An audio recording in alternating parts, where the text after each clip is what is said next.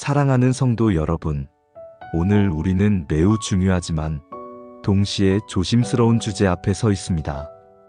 바로 재물에 관한 이야기입니다. 평생을 살아오시면서 여러분은 재물에 대해 어떤 생각을 가지고 계십니까? 혹시 이런 생각을 해보신 적이 있으십니까? 왜 하나님은 나에게 부를 주지 않으실까? 열심히 신앙생활을 했는데 왜 내 형편은 나아지지 않을까? 혹은 저 사람은 교회도 안 다니는데 왜 잘 사는 걸까? 이러한 질문들은 지극히 인간적이고 솔직한 물음입니다. 우리는 이 질문들을 부끄러워할 필요가 없습니다. 성경 속 신앙의 선배들도 같은 고민을 했기 때문입니다. 시편 73편을 기록한 아삽도 이렇게 고백했습니다. 악인의 형통함을 보았기 때문이로다. 그들의 죽음에는 고통이 없고 그들의 힘이 강건하며 항상 평안하고 재물이 더욱 불어나도다. 그러나 나는 종일 재앙을 당하며 아침마다 징벌을 받았도다. 시편 73장 3절에서 5절, 12절, 14절 말씀입니다. 그러나 오늘 우리가 함께 나눌 말씀은 단순히 어떻게 하면 부자가 될 수 있는가에 대한 세속적인 성공 비결이 아닙니다. 오히려 우리는 더 근본적인 질문을 던져야 합니다. 하나님께서는 왜 어떤 사람에게는 재물을 맡기시고 어떤 사람에게는 그렇지 않으신가? 그리고 재물을 가진다는 것은 어떤 의미인가? 여기서 우리가 주목해야 할 단어가 있습니다. 바로 맡기신다는 표현입니다. 우리는 흔히 재물을 받는다, 소유한다, 얻는다고 표현합니다. 하지만 성경은 전혀 다른 관점을 제시합니다. 재물은 우리가 소유하는 것이 아니라 하나님께서 우리에게 맡기시는 것입니다. 이것이 바로 청지기 의식입니다. 예수님께서는 말씀하셨습니다. 지극히 작은 것에 충성된 자는 큰 것에도 충성되고 지극히 작은 것에 불의한 자는 큰 것에도 불의하니라. 너희가 만일 불의한 재물에도 충성하지 아니하면 누가 참된 것으로 너희에게 맡기겠느냐. 오늘 우리는 하나님께서 재물을 맡기시는 사람들의 세 가지 원칙을 성경을 통해 살펴보고자 합니다. 이것은 단순한 재테크나 축복의 기술이 아닙니다. 이것은 하나님 나라의 경제학이며 영원한 가치를 추구하는 성숙한 신앙인의 자세입니다. 원칙 첫 번째, 심는 대로 거두는 성실함의 원칙. 잠언이 가르치는 근면과 성실의 가치. 우리가 먼저 살펴볼 첫 번째 원칙은 성실함의 원칙입니다.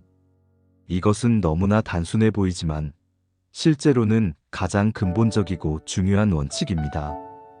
잠언서는 이 원칙을 반복해서 강조합니다. 게으른 자여 개미에게 가서 그가 하는 것을 보고 지혜를 얻으라. 개미는 우두머리도 없고 지휘관도 없고 통치자도 없으되 먹을 것을 여름 동안에 예비하며 추수 때에 양식을 모으느니라. 잠언 6장 6절에서 8절. 이 구절은 단순히 부지런히 일하라는 교훈을 넘어서 스스로 책임지는 자발적 성실함을 가르칩니다. 개미는 누가 감시하지 않아도 열심히 일합니다. 이것이 바로 진정한 성실함입니다.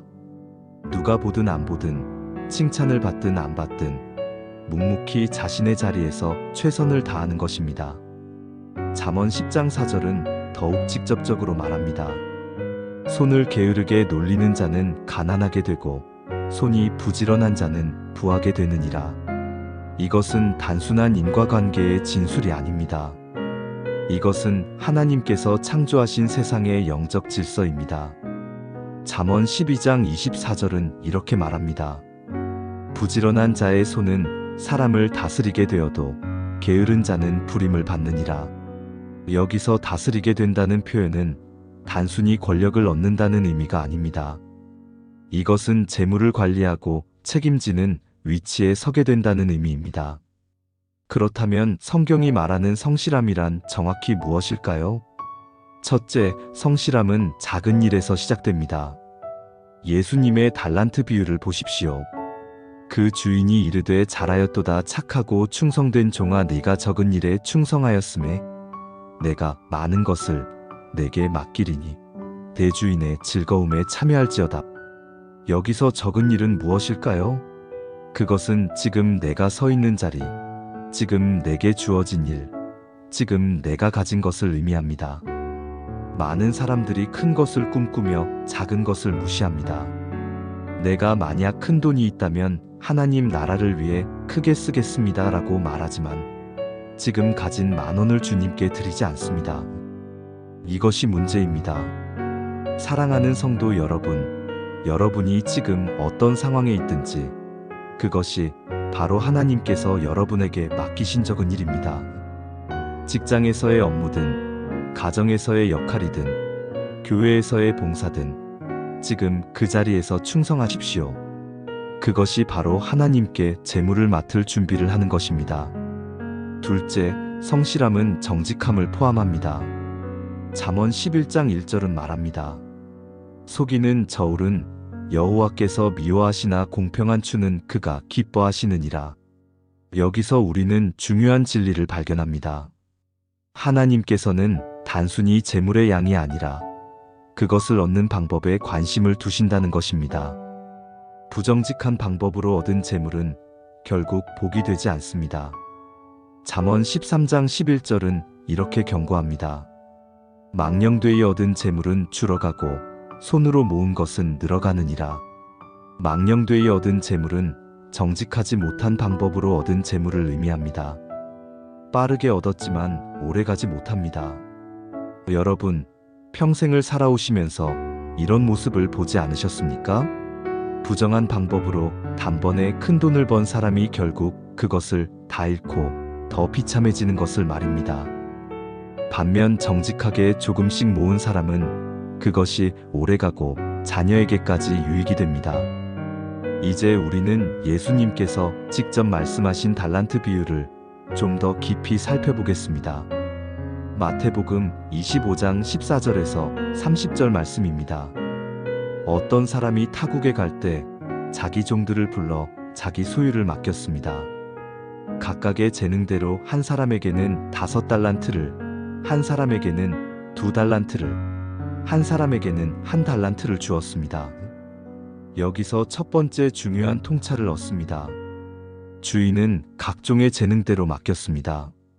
하나님께서는 각 사람의 능력과 상황을 고려하셔서 재물을 맡기십니다. 그러므로 우리는 다른 사람과 비교할 필요가 없습니다. 중요한 것은 내게 맡겨진 것에 충성하는 것입니다. 5달란트 받은 자는 장사하여 5달란트를 남겼고 2달란트 받은 자도 2달란트를 남겼습니다.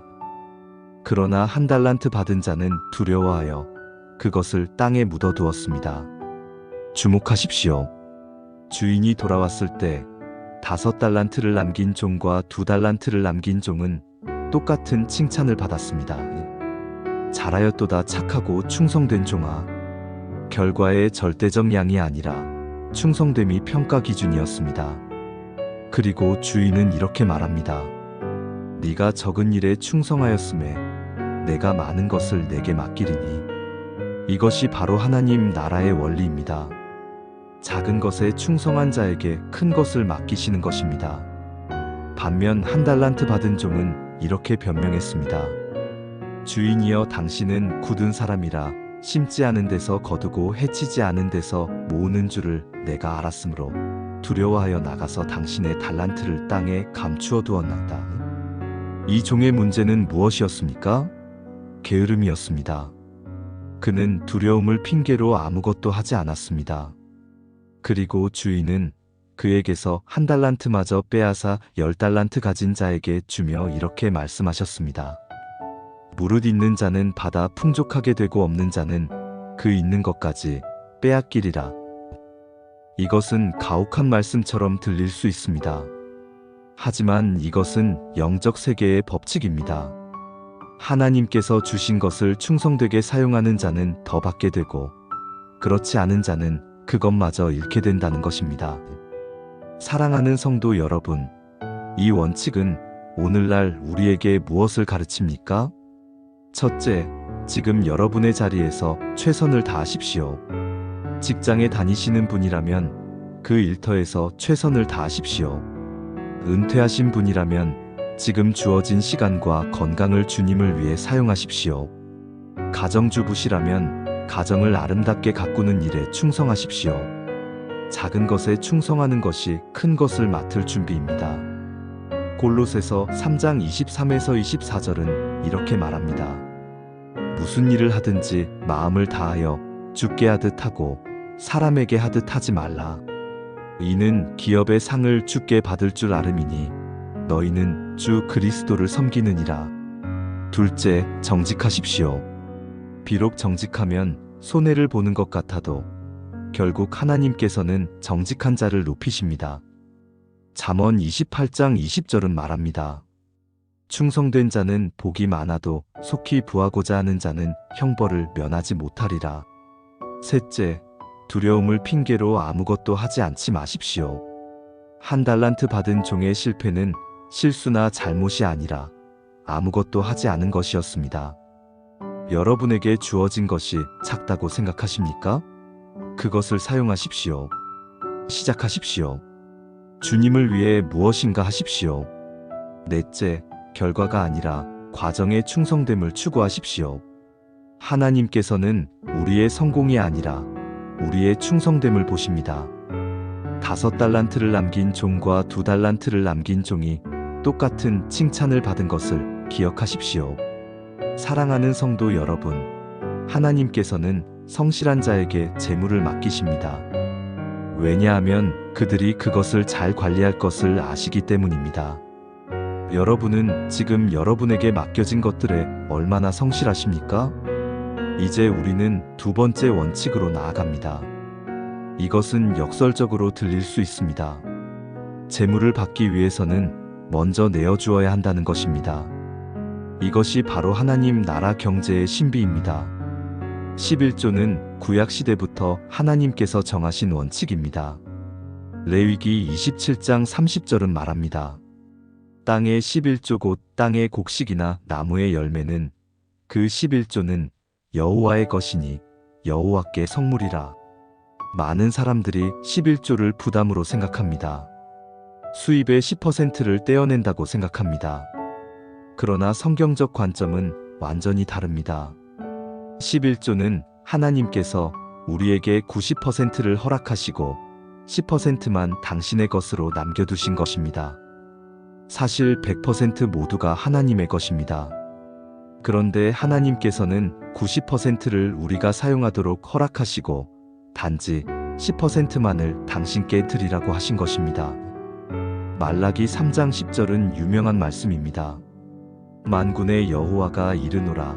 너희의 온전한 11조를 창고에 들여 나의 집에 양식이 있게 하고 그것으로 나를 시험하여 내가 하늘문을 열고 너희에게 복을 쌓을 곳이 없도록 붙지 아니하나 보라.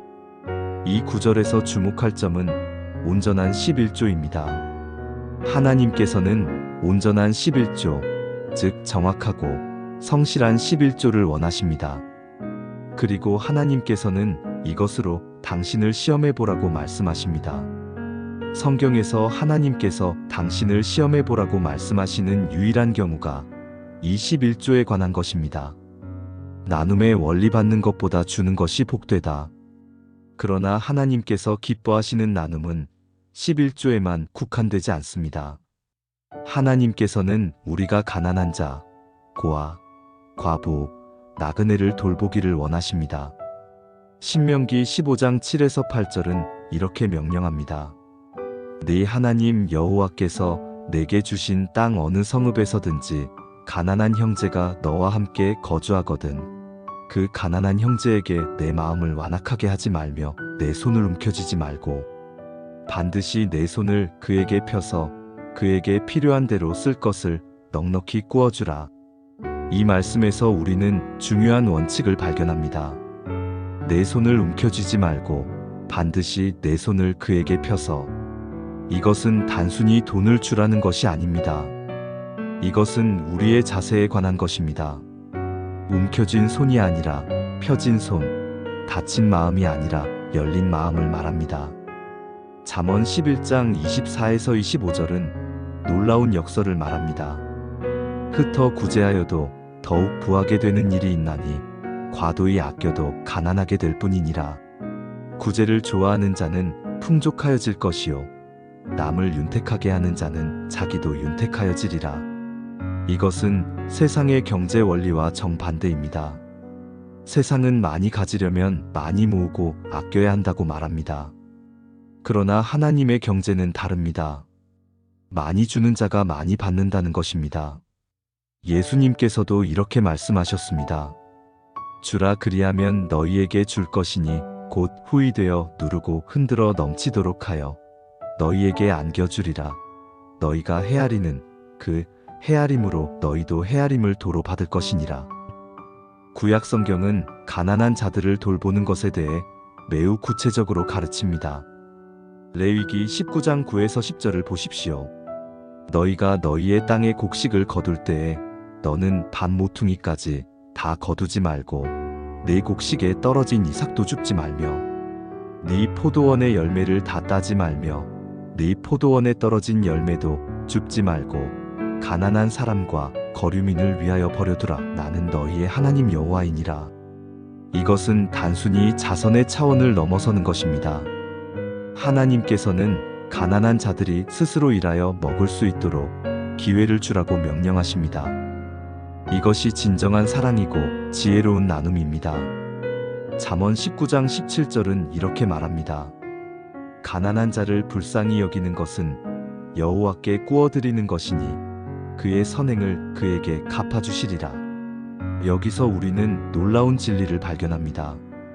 가난한 자를 도울 때 우리는 그 사람에게 주는 것이 아니라 여호와께 꾸어드리는 것입니다. 그리고 하나님께서는 반드시 갚으시는 분입니다. 신명기 15장 10절은 더 나아가 이렇게 말합니다. 너는 반드시 그에게 구제할 것이요 구제할 때에는 아까워하지 말 것이니라. 이로 말미암아 내 하나님 여호와께서 내 범사와 내 손으로 하는 바를 복되게 하시리라. 범사와 손으로 하는 바를 복되게 하신다는 약속을 주목하십시오. 이것은 우리 삶의 모든 영역을 의미합니다. 고아와 과부를 돌보는 것. 성경은 특별히 고아와 과부를 돌보는 것에 대해 반복적으로 강조합니다. 신명기 10장 18절은 말합니다. 그는 고아와 과부를 위하여 정의를 행하시며 나그네를 사랑하여 그에게 떡과 옷을 주시나니 이것은 하나님의 성품을 보여줍니다. 하나님께서는 약자를 돌보시는 분입니다. 그러므로 우리도 하나님을 닮아가려면 약자를 돌보아야 합니다. 야고보서 1장 27절은 순수한 종교를 이렇게 정의합니다. 하나님 아버지 앞에서 정결하고 더러움이 없는 경건은 곧 고아와 과부를 그 환난 중에 돌보고 또 자기를 지켜 세속에 물들지 아니하는 그것이니라. 고아와 과부를 돌보는 것이 경건의 표시라는 것입니다. 이것은 선택사항이 아니라 신앙의 본질입니다. 신명기 27장 19절은 엄중히 경고합니다. 거류민과 고아와 과부의 송사를 억울하게 하는 자는 저주를 받을 것이라 할 것이요 모든 백성은 아멘할지니라. 반대로 이사야 1장 17절은 이렇게 권면합니다. 선행을 배우며 정의를 구하며 학대받는 자를 도와주며 고아를 위하여 신원하며 과부를 위하여 변호하라. 재물은 통로여야 한다. 흐르는 물의 원리. 이제 우리는 나눔의 원리에서 가장 중요한 개념에 도달했습니다. 바로 통로 개념입니다. 사해와 갈릴리 바다를 생각해 보십시오. 두 호수 모두 요단강으로부터 물을 받습니다. 그러나 갈릴리 바다는 생명이 풍성하고 물고기가 가득한 반면 사해는 이름 그대로 죽은 바다입니다. 왜 이런 차이가 생길까요? 갈릴리 바다는 물을 받기만 하는 것이 아니라 흘려보냅니다. 요단강으로부터 물을 받아 요단강으로 다시 흘려보냅니다. 물이 계속 흐르기 때문에 생명이 살아있습니다. 반면 사해는 물을 받기만 하고 흘려보내지 않습니다. 물이 고여있고 증발만 하기 때문에 염분 농도가 높아져 어떤 생명체도 살 수 없습니다. 이것이 바로 재물의 원리입니다. 재물은 우리에게 머무는 것이 아니라 우리를 통해 흘러가야 합니다. 하나님께서 우리에게 재물을 주시는 것은 우리만 잘 살라는 것이 아니라 우리를 통해 다른 사람들에게 복이 흘러가게 하려는 것입니다. 고린도후서 9장 6에서 8절은 이렇게 말합니다. 이것이 곧 적게 심는 자는 적게 거두고 많이 심는 자는 많이 거둔다 하는 말이로다. 각각 그 마음에 정한 대로 할 것이요 인색함으로나 억지로 하지 말지니 하나님은 즐겨내는 자를 사랑하시느니라. 하나님이 능히 모든 은혜를 너희에게 넘치게 하시나니 이는 너희로 모든 일에 항상 모든 것이 넉넉하여 모든 착한 일을 넘치게 하게 하려 하심이라. 이 말씀에서 우리는 하나님의 의도를 분명히 볼 수 있습니다. 하나님께서 우리에게 은혜를 넘치게 하시는 이유는 모든 착한 일을 넘치게 하게 하려 하심입니다. 우리가 받는 것은 우리만을 위한 것이 아니라 다른 사람들을 축복하기 위한 것입니다. 나눔의 자세 즐겨내는 마음. 고린도후서 9장 7절은 나눔의 올바른 자세를 가르칩니다. 각각 그 마음에 정한 대로 할 것이요 인색함으로나 억지로 하지 말지니 하나님은 즐겨내는 자를 사랑하시느니라. 즐겨내는 자라는 표현이 중요합니다. 헬라어 원문에서 이 표현은 히라로네이치아이에레이아로엔인데 이것은 영어의 힐레리어스 매우 즐거운의 어원입니다. 하나님께서는 기쁘게 즐겁게 드리는 자를 사랑하신다는 것입니다. 억지로 하는 것, 어쩔 수 없이 하는 것, 마지못해 하는 것은 하나님께서 기뻐하지 않으십니다. 진정한 나눔은 기쁨에서 나와야 합니다. 왜 우리가 기쁘게 나눌 수 있습니까? 그것은 하나님께서 먼저 우리에게 주셨기 때문입니다. 요한일서 4장 19절은 말합니다. 우리가 사랑함은 그가 먼저 우리를 사랑하셨음이라. 우리가 나눌 수 있는 것은 우리가 먼저 받았기 때문입니다. 우리에게 있는 모든 것이 하나님께로부터 온 것임을 안다면 나누는 것이 기쁨이 될 것입니다. 실천적 적용. 사랑하는 성도 여러분, 이 나눔의 원리를 어떻게 실천할 수 있을까요? 첫째, 정기적이고 계획적으로 나누십시오. 우연히, 감정적으로 여유가 있을 때만 나누는 것이 아니라 규칙적으로 나누십시오. 11조가 그 시작입니다. 둘째, 즐거운 마음으로 나누십시오. 억지로 하지 마십시오. 오히려 나눌 수 있음을 감사하십시오. 셋째, 지혜롭게 나누십시오. 무조건 주는 것이 아니라 진정으로 필요한 곳에 지혜롭게 나누십시오. 때로는 물질이 아닌 시간, 재능, 관심으로 나눌 수도 있습니다. 넷째, 비밀히 나누십시오. 마태복음 6장 3에서 4절을 기억하십시오. 너는 구제할 때에 오른손이 하는 것을 왼손이 모르게 하여 내 구제함을 은밀하게 하라. 은밀한 중에 보시는 내 아버지께서 갚으시리라. 다섯째, 나눔을 통해 영적 유익을 구하십시오. 나눔은 단순히 돈의 문제가 아닙니다. 나눔을 통해 우리는 탐욕으로부터 자유로워지고 하나님을 더 신뢰하게 되며 영적으로 성장합니다. 사랑하는 성도 여러분, 하나님께서는 나누는 자에게 재물을 맡기십니다. 왜냐하면 그들은 재물의 진정한 목적을 알고 있기 때문입니다. 여러분은 받는 사람입니까? 아니면 주는 사람입니까? 고인물입니까? 아니면 흐르는 물입니까? 원칙 세 번째, 주신 분을 기억하는 감사의 원칙. 신명기의 교훈, 하나님을 잊지 말라. 이제 우리는 세 번째이자 마지막 원칙에 도달했습니다. 이것은 어쩌면 가장 중요한 원칙일 수 있습니다. 바로 감사의 원칙입니다. 신명기 8장 10에서 18절은 이스라엘 백성들이 가나안 땅에 들어가기 전에 모세가 준 경고입니다. 이 말씀을 천천히 읽어보겠습니다. 네가 먹어서 배불리고 아름다운 집을 짓고 거주하게 되며 또 내 소와 양이 번성하며 내 은금이 증식되며 내 소유가 다 풍부하게 될 때에 두렵건대 내 마음이 교만하여 내 하나님 여호와를 잊어버릴까 하노라. 또 두렵건대 네가 마음에 이르기를 내 능력과 내 손의 힘으로 내가 이 재물을 얻었다 할까 하노라. 네 하나님 여호와를 기억하라. 그가 내게 재물 얻을 능력을 주셨음이라. 신명기.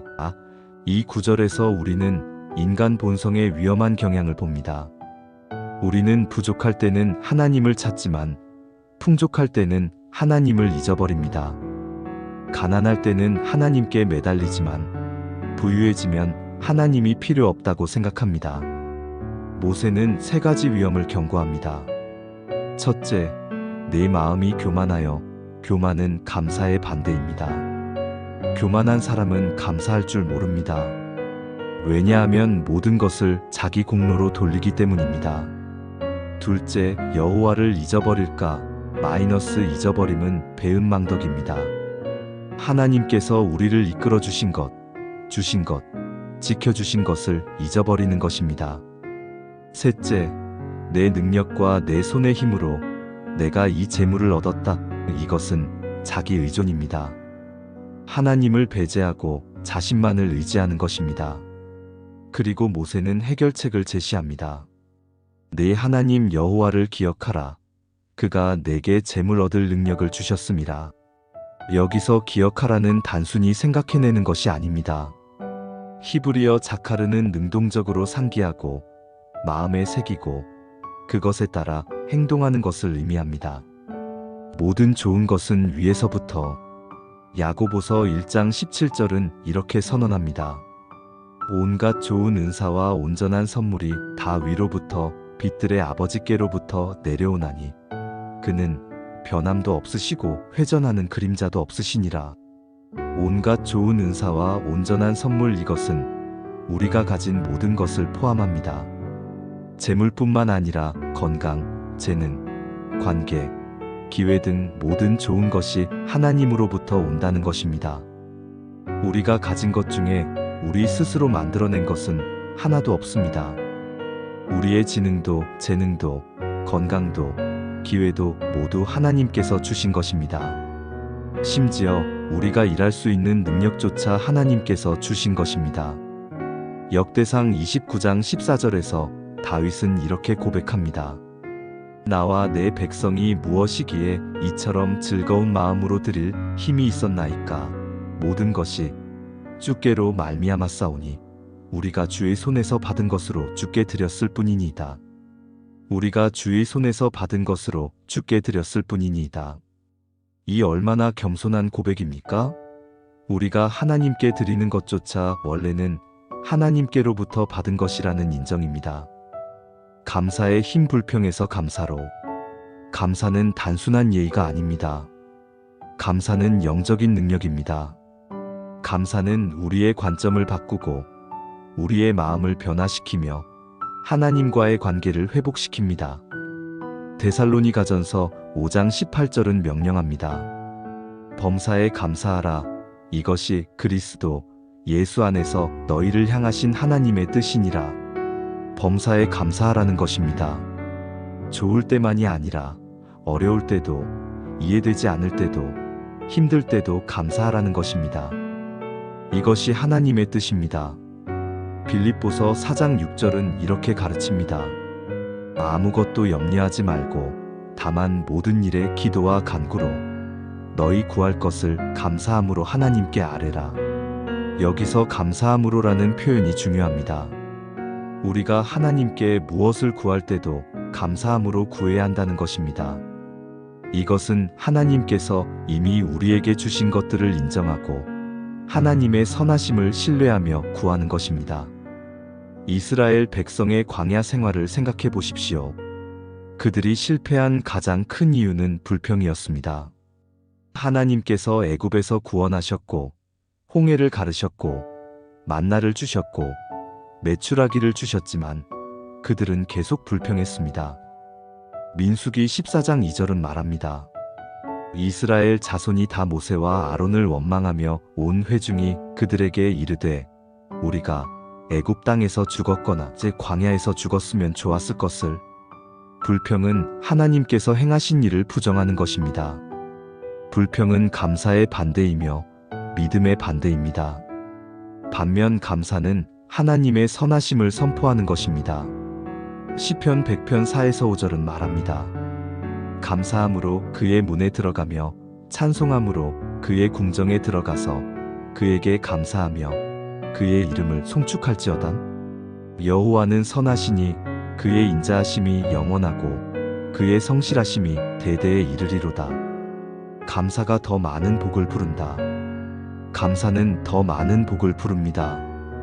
이것은 단순한 긍정적 사고가 아닙니다. 이것은 영적 법칙입니다. 누가복음 17장 11에서 19절에는 10명의 나병 환자를 고치신 이야기가 나옵니다. 예수님께서 그들을 고치셨지만 돌아와서 감사한 사람은 단 한 명뿐이었습니다. 그것도 사마리아 사람이었습니다. 예수님께서는 이렇게 말씀하셨습니다. 10사람이 다 깨끗함을 받지 아니하였느냐? 그 9은 어디 있느냐? 이 이방인 외에는 하나님께 영광을 돌리러 돌아온 자가 없느냐? 그리고 예수님께서는 그 감사한 사마리아 사람에게 이렇게 말씀하셨습니다. 일어나 가라, 내 믿음이 너를 구원하였느니라. 10명 모두 육체적 치유를 받았지만 돌아와서 감사한 한 사람만이 완전한 구원을 받았습니다. 감사는 우리를 더 깊은 축복의 차원으로 인도합니다. 시편 50편 23절은 이렇게 약속합니다. 감사로 제사를 드리는 자가 나를 영화롭게 하나니 그의 행위를 옳게 하는 자에게 내가 하나님의 구원을 보이리라. 감사는 하나님을 영화롭게 합니다. 그리고 하나님께서는 감사하는 자에게 더 많은 것을 보이십니다. 풍요 속의 위험 하나님을 잊어버림. 우리가 경계해야 할 가장 큰 위험은 풍요 속에서 하나님을 잊어버리는 것입니다. 호세아 13장 6절은 이스라엘의 실패를 이렇게 지적합니다. 그들이 먹여준 대로 배부르며 배부름으로 마음이 교만하며 이로 말미암아 나를 잊었느니라. 이것이 인간의 본성입니다. 배고플 때는 하나님을 찾지만 배부르면 하나님을 잊어버립니다. 궁핍할 때는 기도하지만 풍족하면 기도하지 않습니다. 잠언 30장 8에서 9절에서 아굴은 이렇게 기도합니다. 나를 가난하게도 마옵시고 부하게도 마옵시고 오직 필요한 양식으로 나를 먹이시옵소서. 혹 내가 배불러서 하나님을 모른다 여호와가 누구냐 할까 하오며 혹 내가 가난하여 도둑질하고 내 하나님의 이름을 욕되게 할까 두려워함이니이다. 이 기도는 깊은 영적 통찰을 보여줍니다. 부도 위험하고 가난도 위험합니다. 부는 우리를 교만하게 만들고 하나님을 잊게 만들 수 있습니다. 그래서 우리는 끊임없이 주신 분을 기억해야 합니다. 재물이 많든 적든, 건강하든 아프든, 성공하든 실패하든, 우리는 항상 하나님을 기억해야 합니다. 실천적 감사의 방법. 그렇다면 우리는 어떻게 실천적으로 감사할 수 있을까요? 첫째, 매일 감사의 시간을 가지십시오. 아침에 일어나서 또는 잠자리에 들기 전에 오늘 하나님께서 주신 것들을 생각하고 감사하십시오. 큰 것뿐만 아니라 작은 것들, 당연하게 여겼던 것들도 감사하십시오. 둘째, 감사 노트를 작성하십시오. 날마다 또는 주마다 감사한 일들을 기록하십시오. 시간이 지나서 그것을 다시 읽을 때 하나님께서 얼마나 많은 것을 주셨는지 깨닫게 될 것입니다. 셋째, 어려울 때도 감사를 찾으십시오. 모든 상황이 감사할 만하지는 않지만 모든 상황 속에서 감사할 것을 찾을 수는 있습니다. 이것이 바로 범사에 감사하라는 말씀의 의미입니다. 넷째, 감사를 표현하십시오. 하나님께뿐만 아니라 사람들에게도 감사를 표현하십시오. 배우자에게, 자녀에게, 친구에게, 교회 성도들에게 감사를 표현하십시오. 다섯째, 감사를 통해 기쁨을 선택하십시오. 감사는 우리의 관점을 바꿉니다. 같은 상황도 감사의 눈으로 보면 다르게 보입니다. 감사하는 자에게 주시는 하나님. 사랑하는 성도 여러분, 하나님께서는 감사하는 자에게 재물을 맡기십니다. 왜냐하면 감사하는 자는 그것이 하나님으로부터 왔음을 알고 교만하지 않으며 하나님의 영광을 위해 사용할 것을 알기 때문입니다. 시편 116편 12에서 14절은 이렇게 노래합니다. 여호와께서 내게 주신 모든 은혜를 무엇으로 보답할까? 내가 구원의 잔을 들고 여호와의 이름을 부르며 여호와의 모든 백성 앞에서 나의 서원을 여호와께 갚으리로다. 하나님께서 주신 은혜에 대한 최고의 반응은 감사입니다. 그리고 그 감사는 말로만이 아니라 삶으로 표현되어야 합니다. 여러분은 오늘 무엇에 감사하십니까? 여러분이 가진 재물이 하나님으로부터 왔음을 인정하십니까? 여러분은 주신 분을 기억하며 살고 계십니까? 사랑하는 성도 여러분, 우리는 지금까지 하나님께서 재물을 맡기시는 사람들의 세 가지 원칙을 살펴보았습니다. 성실함의 원칙, 나눔의 원칙, 그리고 감사의 원칙입니다. 이제 우리는 가장 중요한 결론에 도달했습니다. 하나님께서는 우리에게 부자가 되라고 명령하지 않으셨습니다. 오히려 하나님께서는 우리가 선한 청지기가 되기를 원하십니다. 청지기란 무엇입니까? 청지기는 주인을 대신하여 주인의 재산을 관리하는 사람입니다. 청지기는 소유주가 아니라 관리인입니다. 우리는 이 땅의 모든 것에 대한 청지기입니다. 우리의 시간, 재능, 건강, 관계, 그리고 재물 모두가 하나님께서 우리에게 맡기신 것들입니다. 고린도전서 4장 2절은 말합니다. 그리고 맡은 자들에게 구할 것은 충성이니라. 청지기에게 요구되는 것은 많은 것을 가지는 것이 아니라 충성하는 것입니다. 5달란트를 맡은 자나 2달란트를 맡은 자나 같은 칭찬을 받은 것을 기억하십시오. 잘하였도다 착하고 충성된 종아. 재물에 대한 올바른 태도. 그렇다면 우리는 재물에 대해 어떤 태도를 가져야 할까요?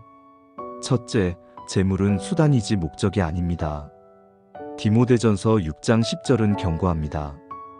돈을 사랑함이 일만 악의 뿌리가 되나니 이것을 탐내는 자들은 미혹을 받아 믿음에서 떠나 많은 근심으로써 자기를 찔렀도다.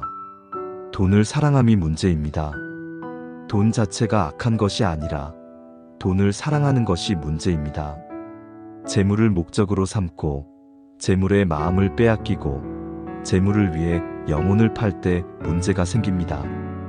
둘째, 재물은 하나님 나라를 위한 도구입니다.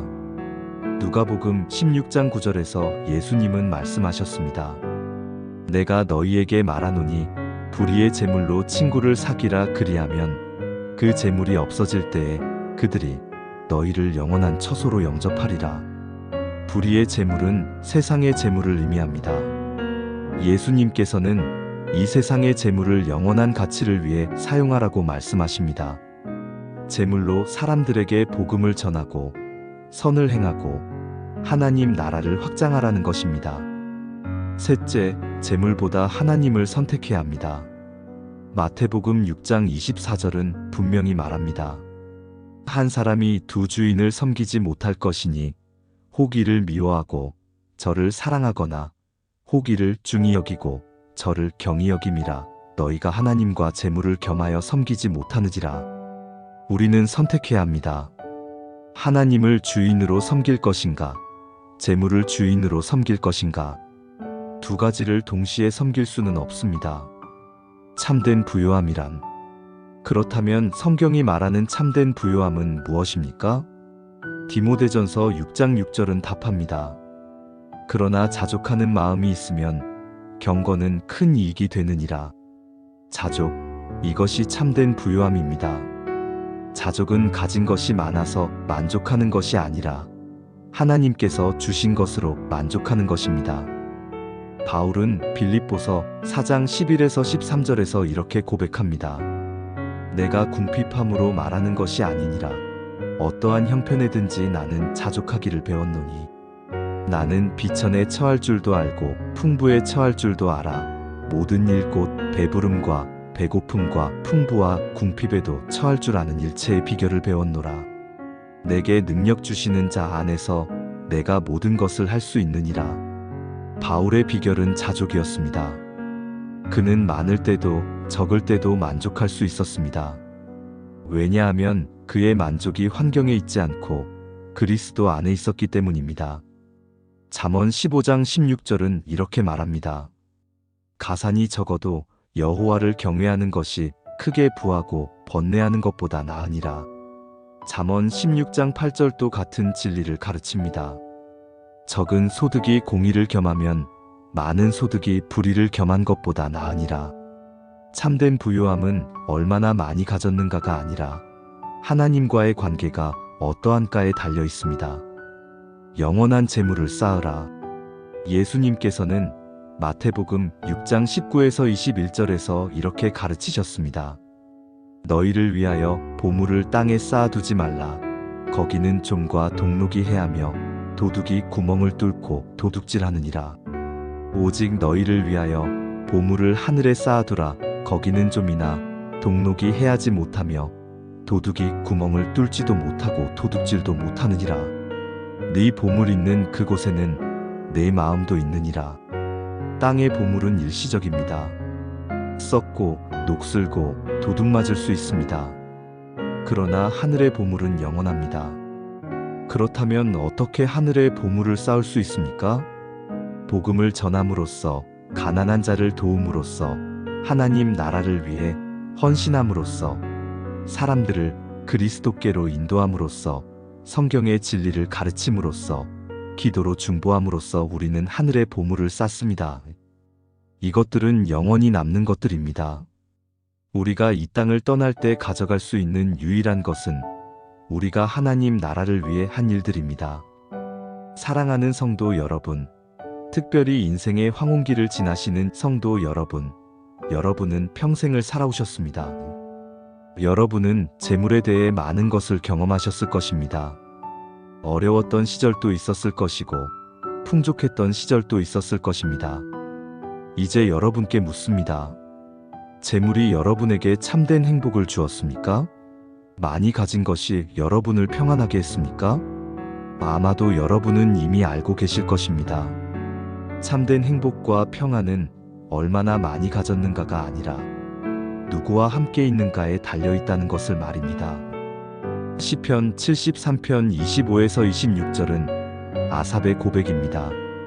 하늘에서는 주 외에 누가 내게 있으리요?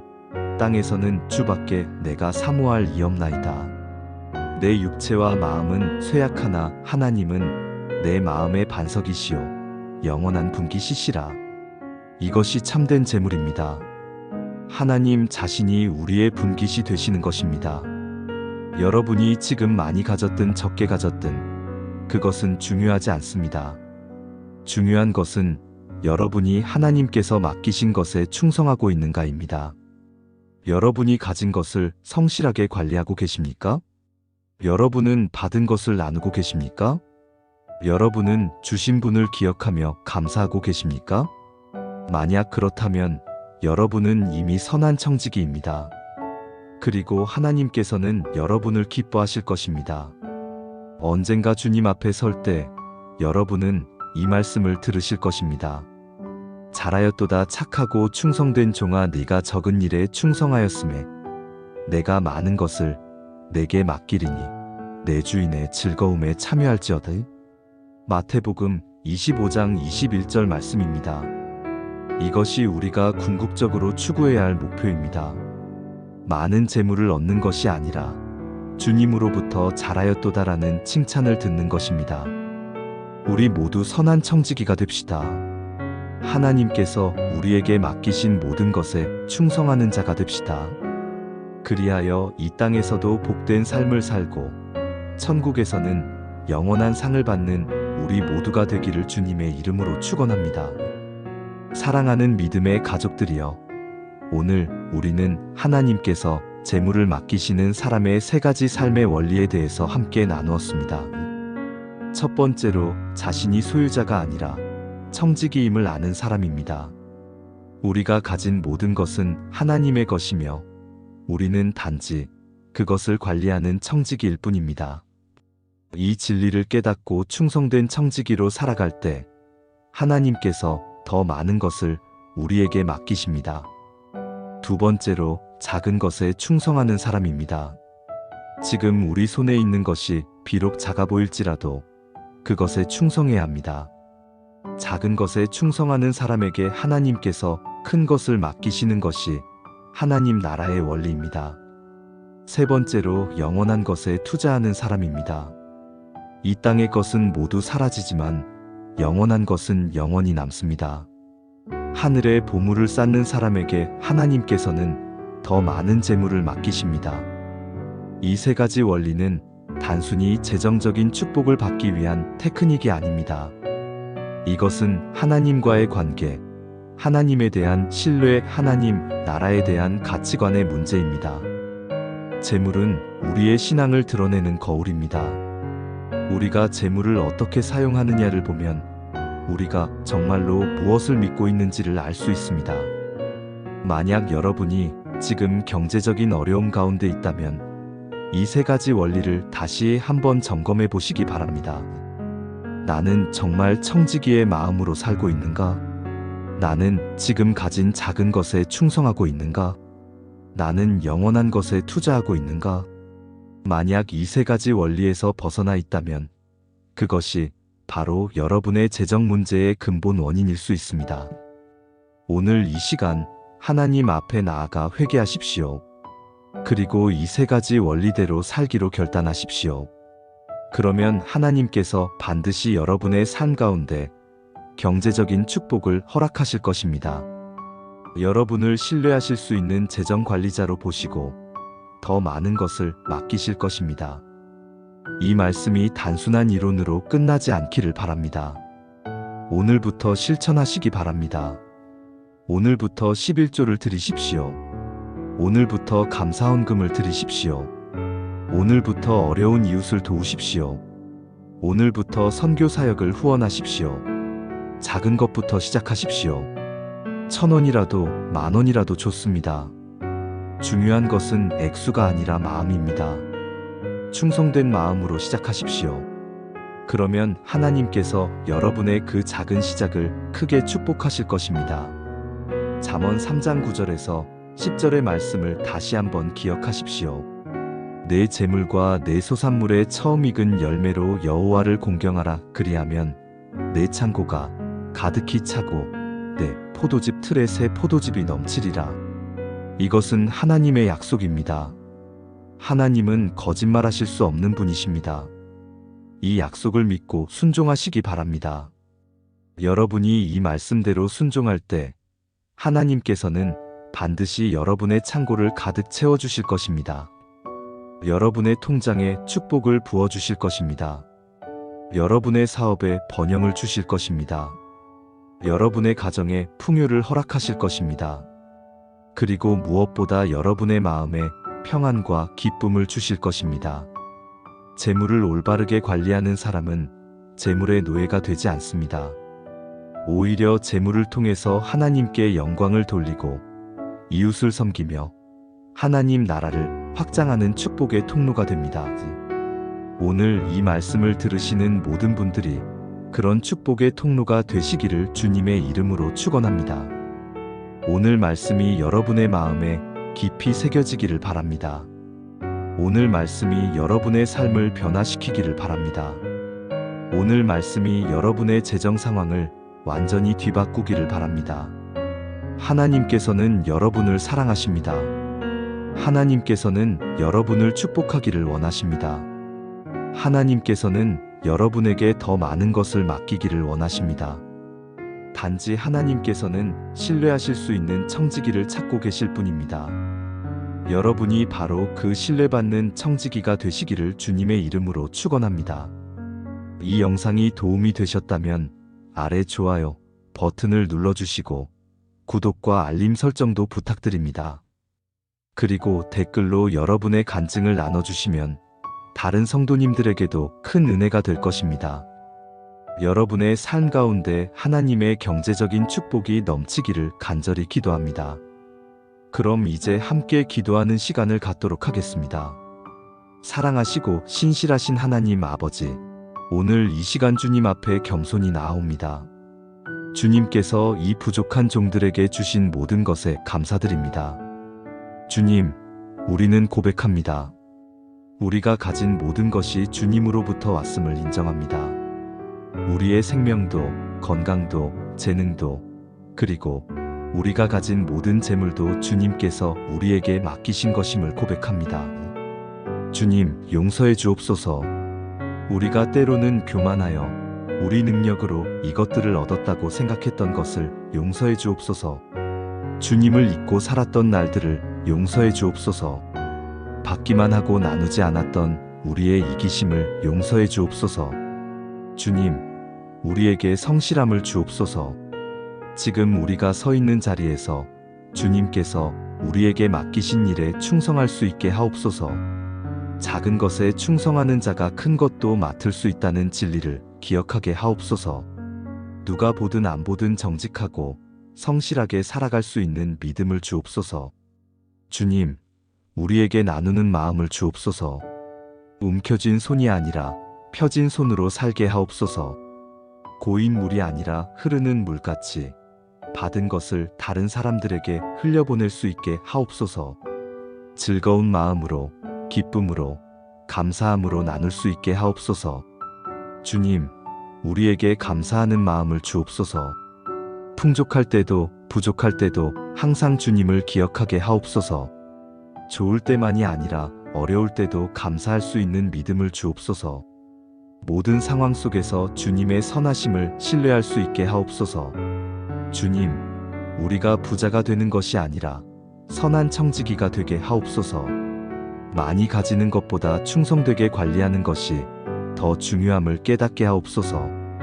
땅의 보물이 아니라 하늘의 보물을 쌓는 지혜로운 자들이 되게 하옵소서. 주님, 이 나라와 민족을 축복해 주옵소서. 우리 교회와 모든 성도들을 축복해 주옵소서.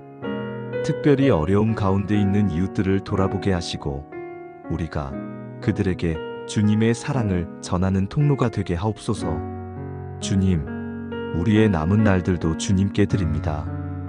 우리에게 주신 시간, 건강, 재물, 모든 것을 주님의 영광을 위해 사용하게 하옵소서. 언젠가 주님 앞에 설 때 잘하였도다 착하고 충성된 종아라는 칭찬을 들을 수 있기를 간절히 소망합니다. 영혼 구원을 위해, 하나님 나라 확장을 위해, 어려운 이웃을 위해 저희의 재물을 사용하게 하여 주옵소서. 하나님 아버지, 이 자리에 경제적인 어려움으로 힘들어하시는 분들이 계십니다. 그분들을 불쌍히 여겨주시고 긍휼히 여겨주옵소서. 그분들의 필요를 아시는 주님께서 친히 채워주시고 공급하여 주옵소서. 그러나 무엇보다 그분들에게 오늘 말씀하신 세 가지 원리를 깨닫고 실천할 수 있는 믿음을 주옵소서. 청지기의 마음, 작은 것에 충성하는 마음, 영원한 것에 투자하는 마음을 허락하여 주옵소서. 그래서 그분들이 주님께서 신뢰하실 수 있는 재정관리자가 되게 하여 주옵소서. 하나님 아버지, 저희 모두가 주님의 청지기로서 충성되게 살아가게 하여 주옵소서. 저희의 재물이 주님께 영광이 되게 하여 주옵소서. 저희의 재물이 이웃에게 축복이 되게 하여 주옵소서. 저희의 재물이 하나님 나라 확장에 사용되게 하여 주옵소서. 그래서 저희가 천국에 갔을 때 하늘에 쌓아둔 많은 보물을 발견하게 하여 주옵소서. 주님께서 잘하였도다 착하고 충성된 종아라고 칭찬해 주시는 그날을 소망하며 살아가게 하여 주옵소서. 하나님 아버지, 오늘 이 말씀을 듣는 모든 분들의 삶 가운데 주님의 경제적인 축복이 넘치게 하여 주옵소서. 창고를 가득 채워주시고 포도즙 틀에 새 포도즙이 넘치게 하여 주옵소서. 모든 필요를 채워주시고 풍성하게 공급하여 주옵소서. 그리하여 저희가 더욱 감사하며 더욱 충성되게 더욱 많이 드리고 나누는 축복의 통로가 되게 하여 주옵소서. 이 모든 말씀 우리 주 예수 그리스도의 이름으로 기도드립니다. 아멘.